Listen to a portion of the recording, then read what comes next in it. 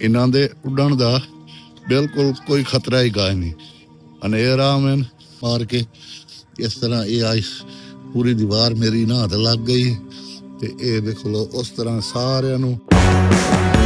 ਅਗਰ ਕੋਈ ਮੇਰ ਰੀਤ ਪਾਕਿस्तानी जुगाड़ जटाक का जुगाड़ कर रहा है तो कोई दोस्तों वो कर सकता है।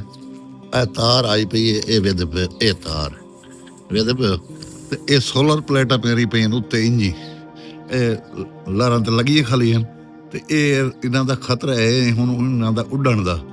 ਤੇ ਇਹਨਾਂ ਵਾਸਤੇ ਮੈਂ ਲੈ ਕੇ ਆਂਦਾ ਪਿਆ ਰਾਵਲ ਪਲੱਗ, ਰਾਵਲ ਬੋਲਡ।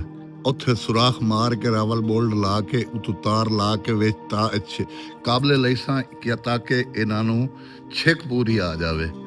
ਇਸ ਵਾਸਤੇ ਹੁਣ ਜਾ ਰਹੀ ਹਾਂ ਮੈਂ ਨਵਾਂ ਸ਼ਹਿਰ ਰਾਵਲ ਬੋਲਡ ਲੈ ਕੇ ਤੇ ਇਹਨਾਂ ਨੂੰ ਉਤੋਂ ਤਾਰ ਮਰੇ ਸਾਂ, ਤਾਰ ਮਾਰ ਕੇ ਇਹ ਬਾਈ ਜਿਤਨਾ ਅਨੇਰ ਮਰਜ਼ੀ ਆ ਜਾਵੇ, तूफान आ जाए, जो मर्जी आ जाए, ये उतना ना उड़ सके। इसी अस आज की वीडियो का आगाज करें।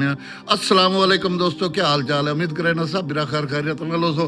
मैं हाँ थोड़ा अपना वीर मोहम्मद अल्ताफ, तो सब मेरा यूट्यूब चैनल ताफ 78 इन मारो सबसक्राइब तो करें। आज की मजेदार वीडियो शुरू हूँ मैं वहीदा पिया नवां शहर तो ये गुलाब के फुल वेखो, सुबहान अल्लाह, बहुत खिले खिले ਤੇ ਇਹ ਪੁਦਨਾ ਹੀ ਵੱਡਾ ਹੋ ਗਈ ਹੈ ਤੇ ਭਿੰਡੀਆਂ ਵੱਡੀਆਂ ਹੋ ਗਈਆਂ ਹੁਣ ਸਾਡੀਆਂ।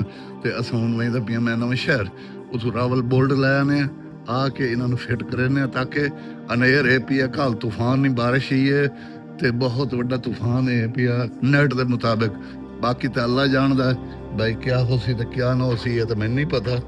ਬਾਕੀ ਇੰਟਰਨੈਟ ਦੇ ਮੁਤਾਬਿਕ ਬਹੁਤ ਵੱਡਾ ਤੂਫਾਨ ਹੈ ਕੱਲ ਦਾ।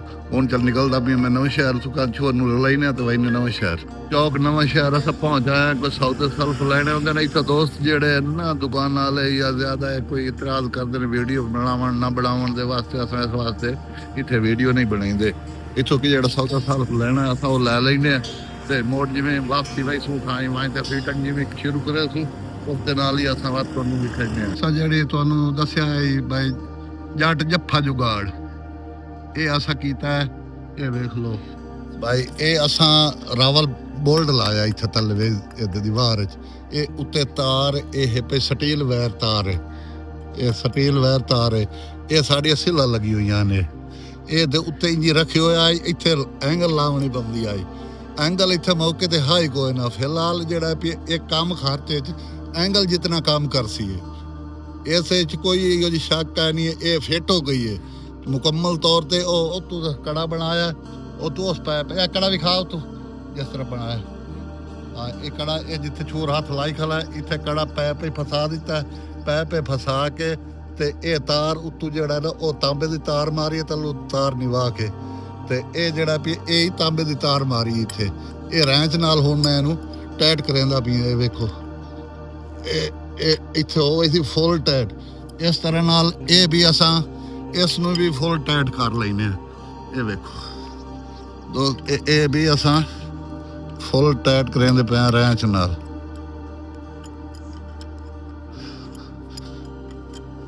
ਇਹ ਵੇਖੋ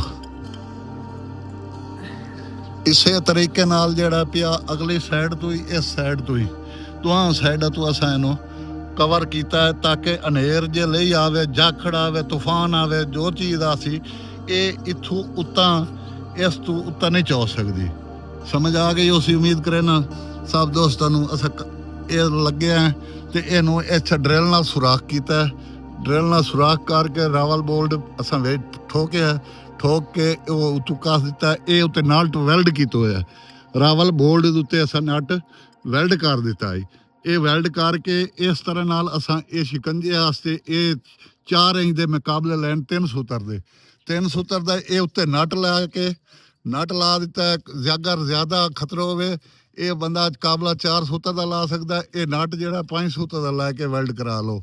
ਰਾਵਲ ਬੋਲਡ ਹੀ ਅੱਛੇ ਅਸਤੂ ਮੋਟੇ ਲੈ ਲਓ। ਇਸ ਤਰੀਕੇ ਨਾਲ ਇਹ ਉੱਤੋਂ ਜਿਹੜਾ ਨਾ ਨਟ ਉੱਤੇ ਵੈਲਡ ਕਰ ਦਿੱਤਾ।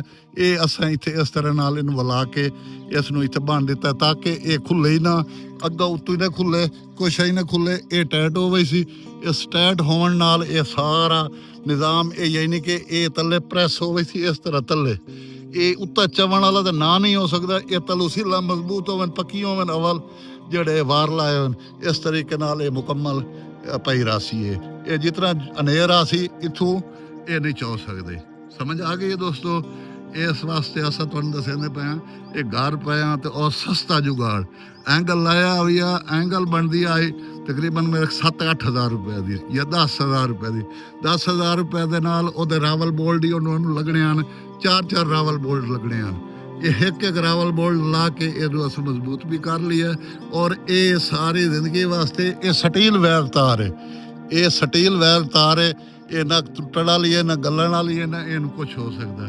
ਇਸ ਵਾਸਤੇ ਦੋਸਤੋ ਸਾਰਾ ਕੁਝ ਫਿੱਟ ਕਰਨ ਦੇ ਬਾਅਦ ਆ ਵੇਖ ਲਓ ਫਿੱਟ ਅਗਲੇ ਪਾਸੇ ਹੀ ਫਿੱਟ ਹੋ ਗਈ ਆਈ ਤੇ ਤੁਹਾਨੂੰ ਝਾੜ ਕੇ ਉੱਤੇ ਵਿਖਾਈ ਨਾ ਸੀੜੀ ਗਈ ਹੋਈ ਹੈ ਕਿਦਾਂ 5 ਮਿੰਟਾਂ 'ਚ ਆ ਜਾਂਦੀ ਹੈ ਤੇ ਉੱਤੇ ਝਾੜ ਕੇ ਤੁਹਾਨੂੰ ਘੁੰਮਾ ਸਾਰਾ ਰਿਵਿਊ ਕਰਾਈ ਨਾ ਮੈਂ। ਤੇ ਅੱਜ ਇੱਕ ਖਸੂਸੀ ਗੱਲ ਕਰਨੀ ਆਈ ਮੈਂ ਭੁੱਲ ਗਿਆ ਮੈਂ ਯਾਦ ਹੀ ਭੁੱਲ ਗਈ ਆਈ ਦੋਸਤੋ। ਮੇਰਾ ਇੱਕ ਚੈਨਲ ਹੈ ਪਿਆ ਅਲਤਾਫ 712 ਵੀਡੀਓ ਉਸ ਤੇ ਵੀ ਅਪਲੋਡ ਹੁੰਦੀ ਖਲੀ ਹੈ। ਉਸ ਤੇ ਮਜ਼ੇ ਦੀਆਂ ਵੀਡੀਓ इन ਪਈਆਂ ਤੁਸੀਂ ਵੇਖੋ ਇੰਜੋਏ ਕਰੇ ਸੋ ਉਸ ਚੈਨਲ ਨੂੰ ਵਿਜ਼ਿਟ ਕਰੋ। ਜਿਵੇਂ ਇਸ ਤੇ ਮੁਹੱਬਤਾਂ ਵੀ ਖਾਂਦੇ ਪਿਆ ਨਾ ਉਸ ਤੇ ਮੁਹੱਬਤਾਂ ਵਿਖਾਓ। ਉਸ ਚੈਨਲ ਨੂੰ ਵਿਜ਼ਿਟ ਕਰੋ ਉਸ ਨੂੰ ਚੈੱਕ ਕਰੋ।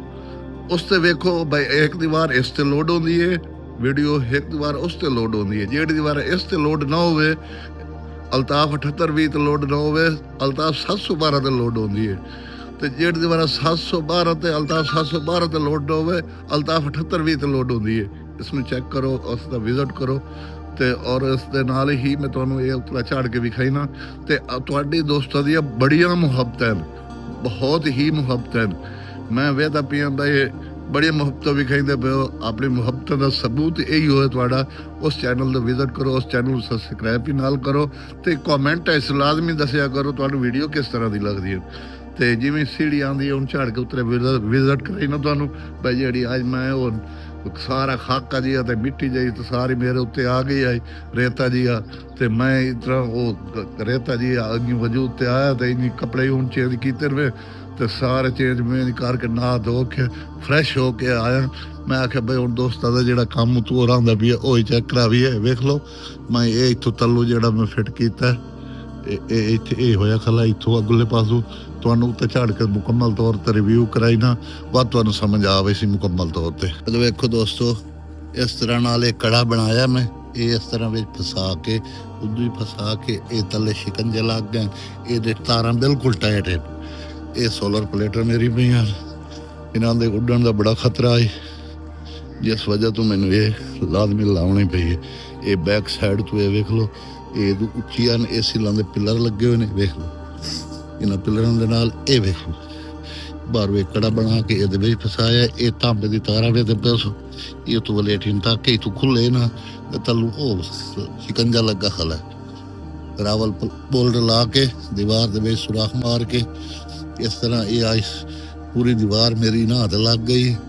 ਤੇ ਇਹ ਦੇਖ ਲਓ ਉਸ ਤਰ੍ਹਾਂ ਸਾਰਿਆਂ ਨੂੰ ਇਹ ਸੋਲਰ ਪਲੇਟਾਂ ਮੈਂ ਮੁਕੰਮਲ ਤੌਰ ਤੇ ਇਹ ਫਿੱਟ ਕਰ ਲਈਆਂ। ਇਹ ਵੇਖ ਲਓ ਇਹ ਹੁਣ ਇਹਨਾਂ ਦੇ ਉੱਡਣ ਦਾ ਬਿਲਕੁਲ ਕੋਈ ਖਤਰਾ ਹੀ ਗਾ ਨਹੀਂ। ਹਨੇਰਾ ਮੈਨ ਜਾਂ ਖੜਾ ਮੈਨ ਜੋ ਚੀਜ਼ ਮਰਜ਼ੀ ਆਵੇ ਇਹ ਇੱਥੋਂ ਨਹੀਂ ਉੱਡ ਸਕਦੀ। ਇਹ ਅੱਲਾ ਦੀ ਮਿਹਰਬਾਨੀ ਨਾਲ ਇਹ ਵੇਖ ਲਓ।